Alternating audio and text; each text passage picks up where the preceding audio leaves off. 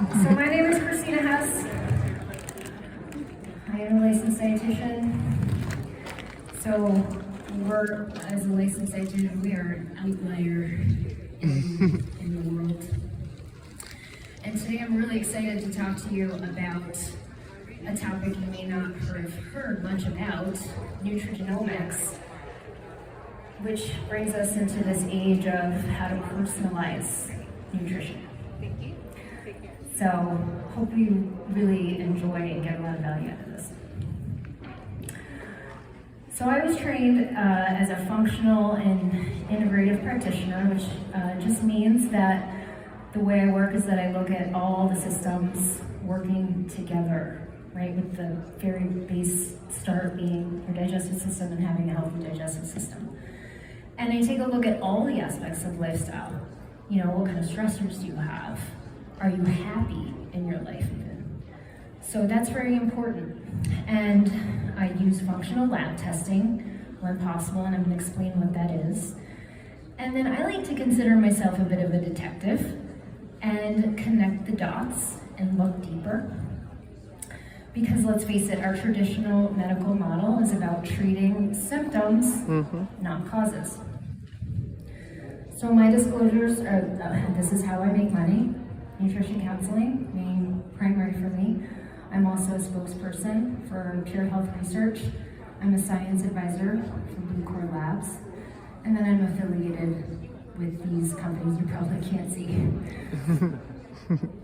But my real disclosure is that I am a recovering carboholic. So, my mother's Latin American. Hola, Bielka. I don't know where you are, but I look forward to meeting you. And I grew up in Italy.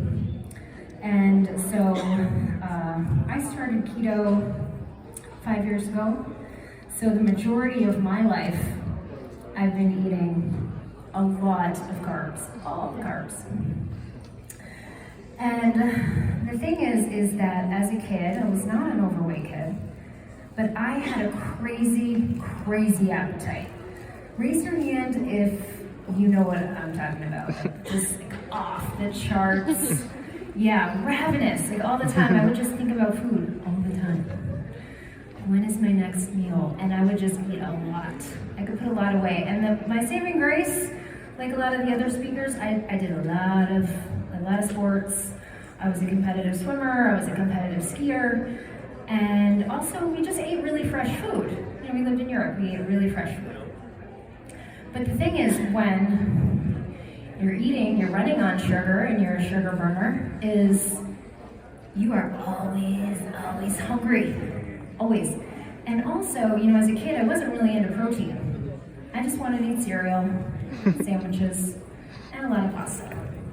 So, you know, the richer your food is in nutrients and nutrient density, well, you know, the more difficult it is to overeat it, right? It's hard to binge on a steak and broccoli. So the thing is by the time I hit my teen years, yep, that's me on the left, not a good picture. I got my menstrual cycle, I developed something called premenstrual dysphoric disorder. So, you relate to this? Yeah, it's horrible. So what it looks like, you guys, is every month, just a few days before getting your period, this sort of specter, like a demon, would hijack my body, and it was just dark, like dark, moody, dark blues, suicidal thoughts even, horrible, every single month. I was also just really restless, you know, I don't know if you can relate to this, but the inability to be present. It didn't matter where I was, I wanted to be somewhere else. I also had really terrible insomnia, really hard time falling asleep, and I learned later that there's a genetic piece to that. And I had IBS, bloated, gassy, really bad gas all the time. And stomach pain. But I was totally disconnected to the food, mood, gut, brain connection. Totally disconnected to it. But by the time I hit my late 20s, early 30s, I was really starting to look, really seek for an answer. I tried the blood type diet, I became a vegetarian, I even escalated all the way to raw vegan. And that year I broke 2 bones, because as a vegan, my bones literally fell apart.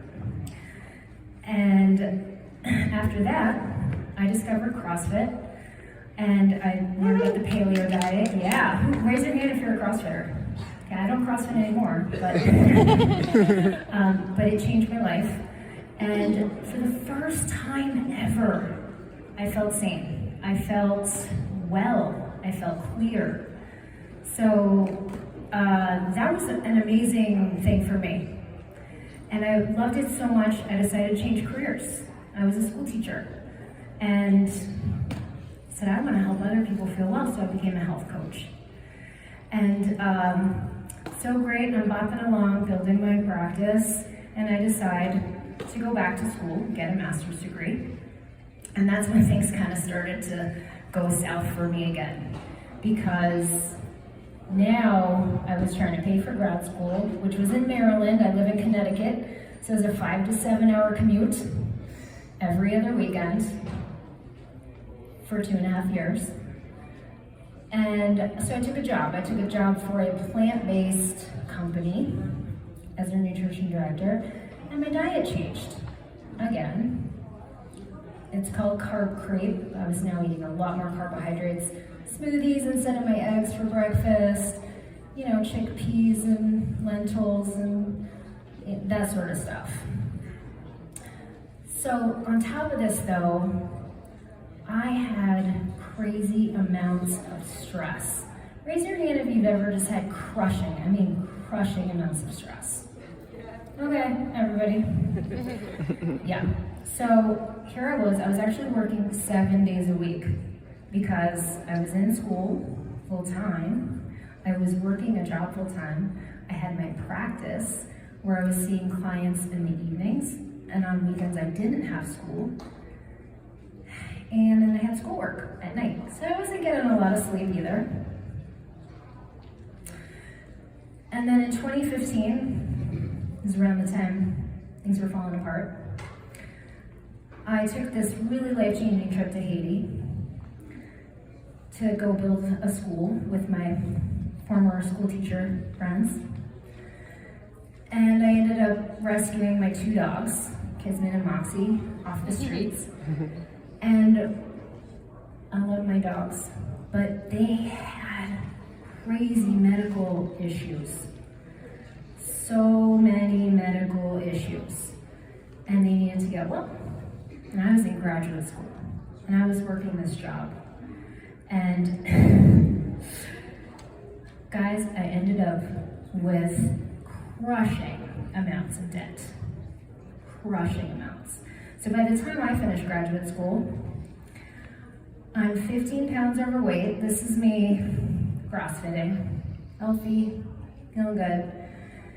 And so I graduate school and I don't feel good, and maybe 15 pounds doesn't sound like a lot to you, but I couldn't fit into any of my clothes. I was down to, I think, my last pair of pants. And so I decided to use a strategy that had always worked for me, which is exercise. And I hired a triathlon coach, and I trained really hard for my first triathlon. I did 5 that summer. Didn't lose a pound. Terrible. So my rock bottom moment, I find myself on an airplane. I'm sitting next to a complete stranger, and this person asks me, "So what do you do for a living?" And I lie. Completely lied.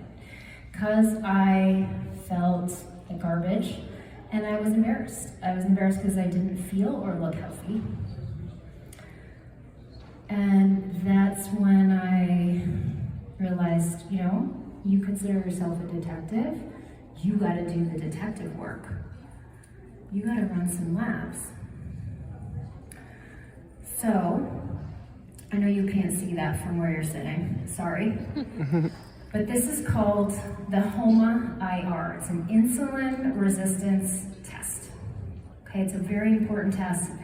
And unfortunately, it's not run very often. It should be run by every single doctor everywhere. because 88% of our population is metabolically unhealthy and likely has insulin resistance. So you can't see this, but the insulin resistance score here is 100. It should be below 33. These are not my scores. Mine are in storage. I couldn't find them for you, but this is a client of mine. And he's got really bad insulin resistance. Really bad. So we're working on it. Another test is the hemoglobin A1C. So if you don't know about it, you need to know about it. And you'll probably hear about it many more times this weekend. The A1C is your average blood glucose over 3 months, and it's a diabetes marker. So ideally, it's below 5.0, okay? Normal is all the way through 5.6. That's normal. But you start to see the beginnings of insulin resistance even in those normal ranges. 5.7 to 6.3 is pre-diabetes, and 6.4, you've got diabetes.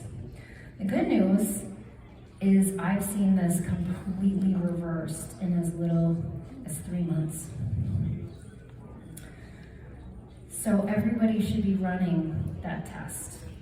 And if you have a friend or a family member that you're concerned about, that's the test you want to run. Okay, so here I am. I know I'm insulin resistant because that's what happened. I ran these labs. I find out I'm insulin resistant, so it didn't matter that I was doing triathlons and weight training, because I was still eating sugar. I was a sugar addict, remember? And I knew about keto. I learned about keto back in 2012 through Dr. Peter Attia, who, if you don't know his work, he's amazing. He's a longevity guy. And the thing is, though, when I learned about keto, I thought, it's gotta be this all or nothing thing. I didn't know about carb cycling. I didn't know about metabolic switching. I didn't know much. And I didn't really understand about fat adaptation or keto adaptation, all things that you're gonna be hearing more about this weekend. Now, what happened for me, which may happen for you, is I went to a conference and I listened to Professor Thomas Seyfried, also someone you should follow, who's a cancer researcher, speak about keto for cancer. Keto as a metabolic therapy to treat cancer, because most cancers, feed on glucose. Okay, some feed on glutamine, but most of them feed on glucose and require glucose for the cancer cell to replicate. So holy cow, this was my catalytic moment. And all of this stuff happened like back to back to back. The airplane, the testing, going to the conference. And the thing that's amazing about conferences is you could hear one golden nugget, just one thing, and it could be transformative. And that's what that was for me. So I really want to acknowledge you for being here and educating yourself and learning more, because it's about progress and continuous pivots. So I go keto and have a happy ending, right? Well, in the past 5 years, I've had speed bumps, clients have had speed bumps, because look at all the different possibilities, all the ways we can get into ketosis. And the thing is that we are bio-individual. So sometimes one thing works and then it stops working, or you think it's gonna go one way and it doesn't work. So I would clients not get into ketosis or get kicked out of ketosis for no reason, or seemingly no reason. I didn't understand. And then I got into something called nutrigenomics. On top of this, which I'll explain in a sec, But on top of this, there are a lot of questions in nutrition that are confusing and divisive, right? For everything, there's always two camps. Is coffee healthy or not? What about saturated fat? Is it healthy or not? What about dairy? Is all sugar bad? These are questions people argue about as if it were politics, right? Yeah, everybody's nodding. Yep, sometimes your own family members, oh, you're keto. Ooh.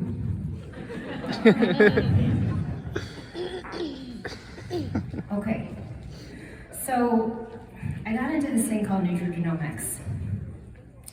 What is nutrigenomics? Nutrigenomics is basically looking at the genes that pertain to nutrition and then looking at how you, as a bio-individual, respond to certain foods based on your genetic blueprint.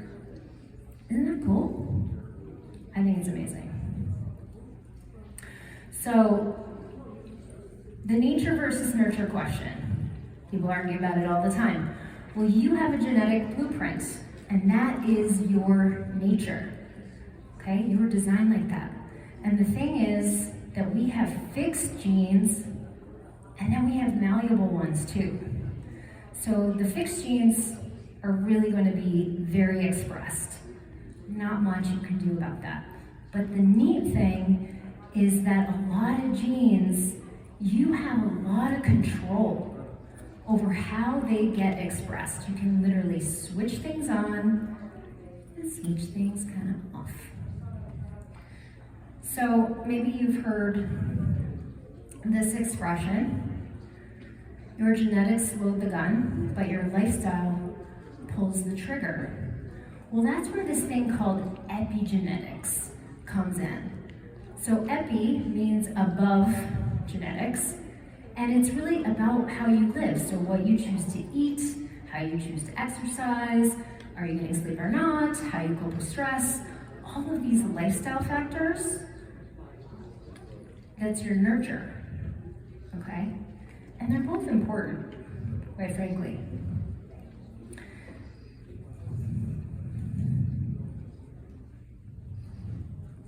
So quick story. A couple months ago, my computer got hacked. I had the frozen screen, number across the screen, call this number, and the thing is COVID has changed my practice. I'm now all telehealth, and I need to be on Zoom in 15 minutes. So I was like, okay, I'm gonna call this number. I call the number, very nice gentleman, very calm on the other line. I'm not feeling calm. And he's like, yeah, just for $300, you just give me control of your dashboard and, I'll fix your computer right up. No.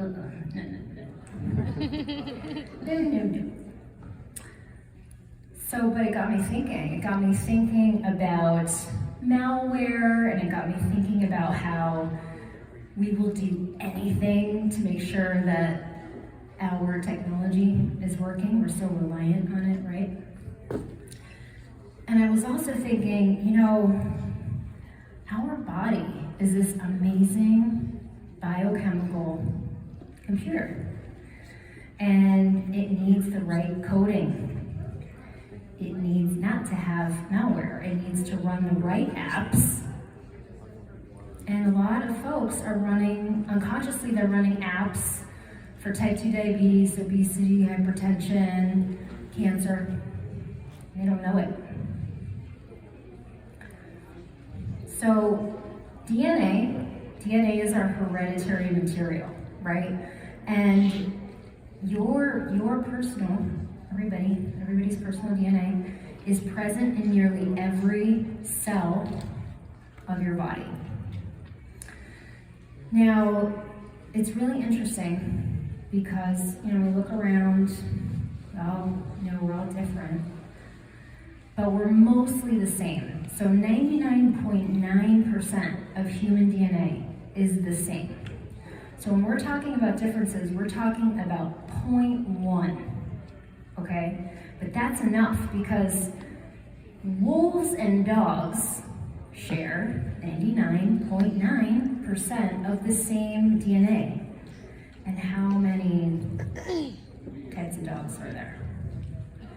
And it's a big difference, a wolf and a dog. So even in that tiny, tiny amount, you can unlock a lot of information. So the information of DNA is a code that's made up of 4 bases, and just so A, G, T, C, that's it. And you put them together, and it's kind of like putting together words and sentences from the alphabet so that they make sense. And the neat thing about DNA is that it replicates. Okay, so when it replicates, you want the information that's carrying over to say the same stuff over and over and over. You don't want it to mutate, and you don't want it to change. So that's where it's really, really important. And guess what? Diet is the single biggest influencer of our genetic expression. Because food is not just fuel, it's information. So think of it like if all you did was sit around and read People magazine or, Star or Us Weekly, and that's all you did to feed your brain, it might be like just eating jelly beans all day.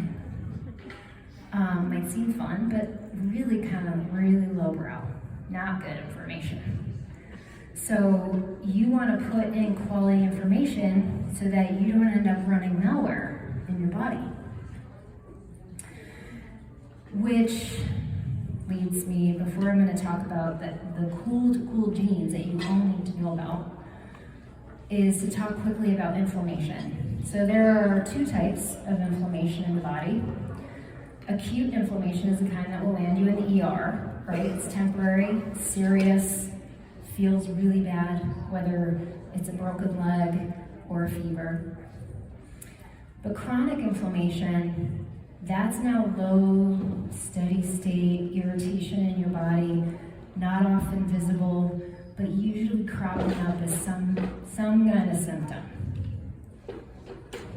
So again, I'm sorry you can't see that, too tiny, but I will tell you. So the biggest contributors to chronic inflammation: sleep deprivation, that'll kill you faster than anything. Dehydration. I had a client who came to me diabetic, lean, 70 years old, never had a cup of water in her life. That's what she told me. Yep, no water, just 8 ounces of seltzer every day, that's it. And I'm convinced she caused her diabetes from dehydration. She's a great eater, exerciser, all that. Artificial sweeteners, I know Benazati's going to talk about that tomorrow. Artificial sweeteners, we're talking about aspartame, sucralose, boo. That'll cause Alzheimer's, blindness, insulin resistance. So no artificial sweeteners. You have lots of good alternatives there. Smoking, processed food, dairy for some, sugar, wheat, trans fats, vegetable oil. My friend is also going to talk about that. Vegetable oil is terrible. So MSG and preservatives, alcohol, super inflammatory. Molds, plastics, chemicals, pollution, and then EMFs, which are electromagnetic frequencies. Like, don't sleep with your phone near your head. Don't do that. So prevention is the name of the game, right? 80%. This from 1981. Okay, they knew this back in 1981. Back in the low-fat, no-fat era.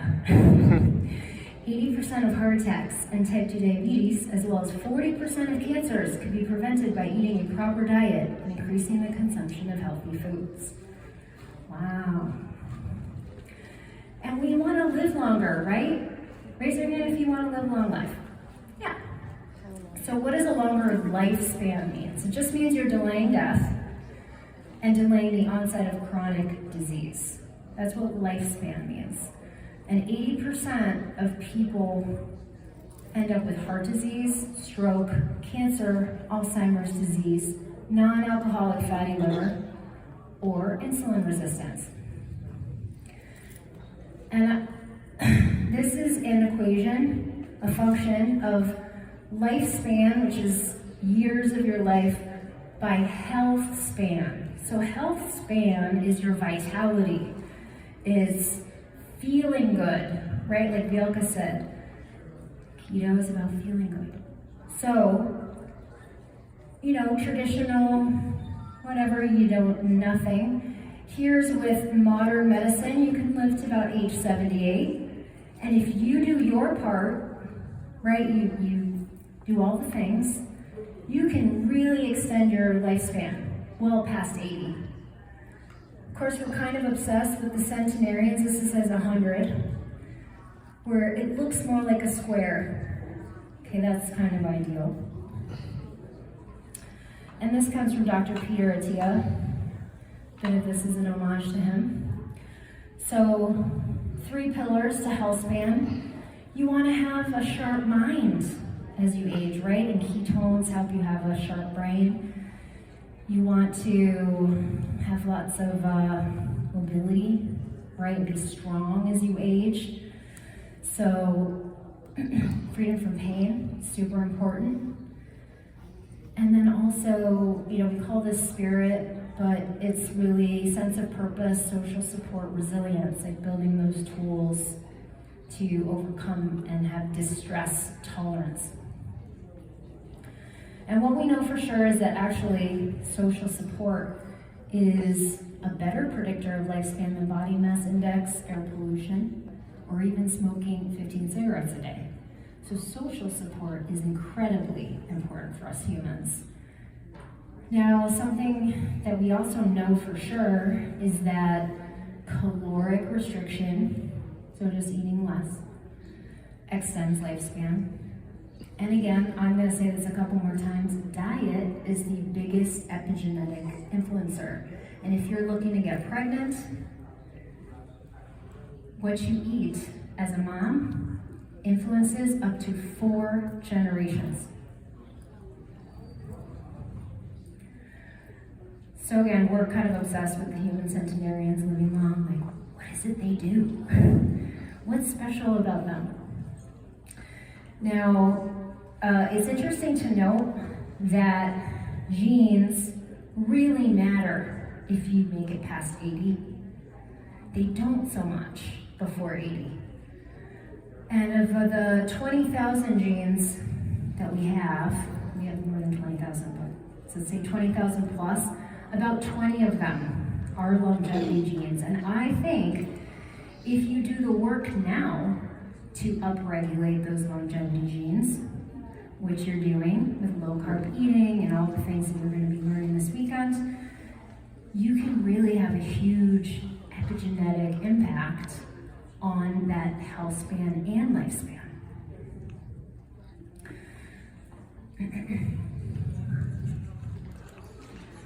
So, again, sorry, tiny components to health span.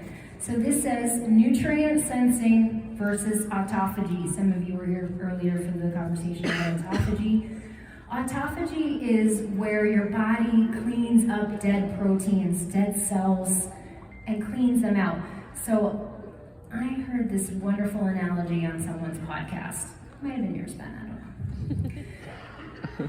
So picture Times Square, New York City, New Year's Eve. A lot of people. And they're all partying and they're throwing, food wrappers on the ground and confetti and stuff. And then they all go home. And now the street sweepers come out and they clean up the streets. Great, so now the streets are clean. Wonderful. Well, imagine if all those people, all those throngs of people never went home. Well, the street sweepers just definitely couldn't do the job. They're trying to get around all those people. And that's what happens when we don't fast. When we don't give our digestive system a break, we don't go through that process of cleaning up dead cells.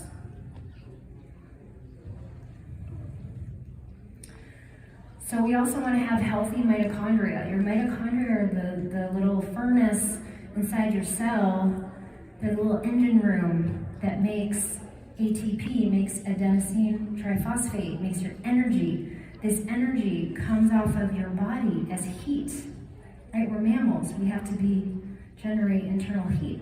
We do it from food. And it comes off our body as heat, which we kind of quantify as caloric expenditure. And the mitochondria are supremely important for staying healthy. So we want to keep them healthy because a cancer cell is basically damaged mitochondria. We want to manage inflammation and reactive oxygen species. We want to be insulin sensitive and manage that glucose disposal. And then there's this concept of, boosting stem cells and getting rid of what we call senescent cells, zombie cells. Sounds bad. So in these five pillars, nutritional biochemistry, which is where I'm focusing, exercise physiology, that's not my wheelhouse, sleep physiology, recovery, distress tolerance, very important, whether you meditate. I teach something called heart math, get massage, laugh, those are really important things. And then there's supplementation, there's drugs, right? And there's hormone replacement therapy. And again, this comes from Dr. Peter Attia, but standard American diet has no restriction, right? It's a disaster. And in the world of nutrition, you have these three levers that you can pull on. Time restriction, when am I eating and how often? Caloric restriction, how much am I eating? And then dietary restriction. So anything that has a name, gluten-free, vegetarianism, DASH diet, self-beach, whatever you call whatever it is you're doing, there's a dietary restriction. So, as he says, caloric restriction, dietary restriction, time restriction, always pull one, sometimes pull two, occasionally pull three, but never pull none.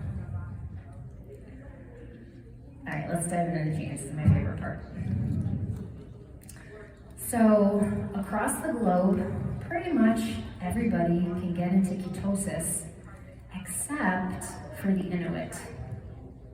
Okay, and that's kind of odd because the Inuit, they eat a high-fat, low-carb diet. But see, what happened is that led to a genetic mutation in a gene called CPT1A that actually prevented ketosis from happening so that they wouldn't actually get too lean. So literally everybody else, except for them, can do keto. Okay, they also have a mutation on genes, FADs 1 and 2, where you take plant-based omega-3s and can convert them. I actually have a variant on this as well, which is probably one of the factors that contributed to the mood disorder that I mentioned earlier. So, really important to have fish in this case. So there is a keto gene, PPAR-alpha, and it really kind of can explain if you work with anybody, whether or just for yourself, why am I struggling to get into ketosis, stay in ketosis, and I really don't feel good when I fast. So folks here actually get an insulin spike if they have a variant. Everything I'm mentioning, by the way, is a little bit of an anomaly, okay? So context. So people with this variant that just don't get, make ketones well, they need to actually usually dial down their fat and have leaner proteins and they need to eat more frequently, 3 meals a day, not doing 2 meals or OMAD, 1 meal a day. And they should be taking L-carnitine. L-carnitine, it acts like a bus. It helps you shuttle fatty acids into the mitochondria. So they should be supplementing. And again, it's a variant. But if you've been struggling kind of to stay in ketosis, it's possible this could be one. Okay, protein. So I think I heard Cody say it comes from the Greek word meaning first place. Protein should be prioritized, and we really don't eat enough protein. And with regards to genes here, there are 2 really important ones. I already mentioned the omega-3 one. And if you don't like fish, and you're not converting from these plant-based sources, and you have some mood issues, this could be why. ADPOQ is a gene that has to do, it shows an inflammatory response to eating red meat and eating processed meats like bacon. So that might not be working for you either. But it's a mutation. And then with regards to fat, you're all here because you don't have fat phobia, right? But just so you know, your brain is 60% fat, and your brain loves ketones. Okay, we will actually go cuckoo. We will go crazy if we don't get enough fat. Cholesterol, which has been demonized, produces all of our hormones. All of our hormones are derived from cholesterol. And we know that they regulate blood sugar, they make us feel full and satisfied. And then there are a cluster of really important saturated fat genes to look at to see whether you do well on saturated fat or not. Because saturated fat isn't great for everybody. Okay, TCF7L2, this is a carbohydrate gene. And this gene there are many genes that are correlated to insulin resistance and type 2 diabetes, but this is a really important one. And if you have a variant on this, like I do, you shouldn't eat grains. And carbohydrates are confusing, right? Because people don't really understand what they are. They come really in 4 categories. I only put 3 up here. Category number 1 are the sugars. Category number 2 are starches. And then category number 3 is fiber. And then category number 4 is sugar alcohol. So those are carbohydrates. Those are all carbohydrates. Now, TCF7L2 is interesting because it says no starch, but yes to fiber. So, who drinks coffee? Okay, yeah, I'm a coffee drinker, but I'm a fast metabolizer of coffee. Who gets heart palpitations from coffee? Anybody? Yep. Probably a slow metabolizer of coffee. So, yeah, AAs are fast metabolizers. They feel great on coffee. CCs, not so much. The CC is a slow metabolizer, gets heart palpitations, can even get a heart attack. It's actually very detrimental to drink coffee if you are a slow metabolizer of coffee. So again, there you go, genetic answer. Dairy. Oh, I love my dairy, but I'm not sure it loves me. Okay, LCT, can I have dairy? So the ability to have dairy is actually a genetic mutation. It's not normal. So only 35% of adults have something called lactase persistence, which is this ability to break down lactose. So in European populations, this is the mutation. It's the adaptation. There's different variants for African and Middle Eastern populations. But again, 65%, it's probably maybe 70% of us shouldn't have dairy.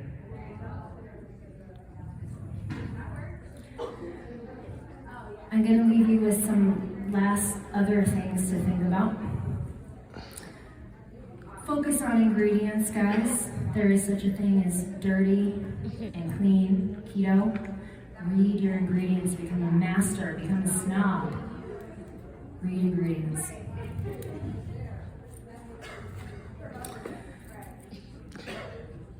Think about your detox. Think about your detoxification pathways. You want to sweat frequently. My sister-in-law is proud of the fact that she doesn't sweat. I'm like, oh, that's not good. You want to breathe fresh air. Get outside, breathe fresh air. You need to poop. You need to poop frequently. Make it good. So I have dogs, right? And that's a really important way. If you have little babies, and you're always looking at their poop. We need to have good poop. Okay. Water. I'm going to go back to that water conversation I had before. You gotta drink lots of water, especially on a low-carb diet, with electrolytes, with salt. You gotta put it back in, because that insulin's gonna come down, and your body goes through this thing called diuresis. It excretes water. So you can end up feeling really dehydrated. And then if you're not pooping, it's not really from the lack of fiber in your diet, it's you are dehydrated. And then eat. You gotta pay attention to what you eat, because your liver has to metabolize everything you put in your mouth and everything you put on your skin. Oh God, I'm sorry, everything is so small. Okay. Another little sort of side note, and this is for the people who are really struggling. Let's say you eat really well, you exercise, all the things, and you still don't feel good. Start to think outside the box. Be a detective. Do you have maybe some environmental toxicity going on? It isn't just about food, sleep, and exercise. We use a lot of chemicals in our house. We don't want our kids playing on the floors and or your dog licking the floor, and you've used all these chemicals. And the skin is our largest organ, so what you put on your skin really matters. Also, who's heard of Teflon toxicosis? Yeah, some of you? Okay. So when you cook on cookware and you've scratched up the pan, it off-gases. We don't smell it, but if you had a pet bird, it's like that canary in the coal mine, it would kill your bird. Actually, true story, I gave a talk, and this girl came up to me after. She's like, oh, you just explained how my pet bird died. So terrible. So if you want to test, if you want to test for this, right? Yeah, there's nutrigenomics testing. We already went over the genes. A test for this is called the GPL tox, to see how you're detoxifying chemicals in your environment. Maybe it's mold and mycotoxins, the leading cause of debilitating fatigue. So, the people that have chronic fatigue syndrome, they can barely get out of bed. It's really due to mold. And something that a lot of people are not aware of is how much mold is in food. It's in peanuts, it's actually in a lot of coffee, it's in grains, in big canisters and in stored grains. Just mold is everywhere. I mean, we're living with lots of stuff in our environment that we can't see. But if you don't feel well and you've done all these things to clean up your life, you gotta go deeper. So if you're not getting results, could be a hormone imbalance, you could have food sensitivities, you could have this environmental toxicity, you may not be absorbing your nutrients well, and we need to work on your gastro fitness. You could have lots of external life stress, like I did at that time. Or you could be not eating for your genetic code. So there's a lot of pieces to consider. Thank you so much.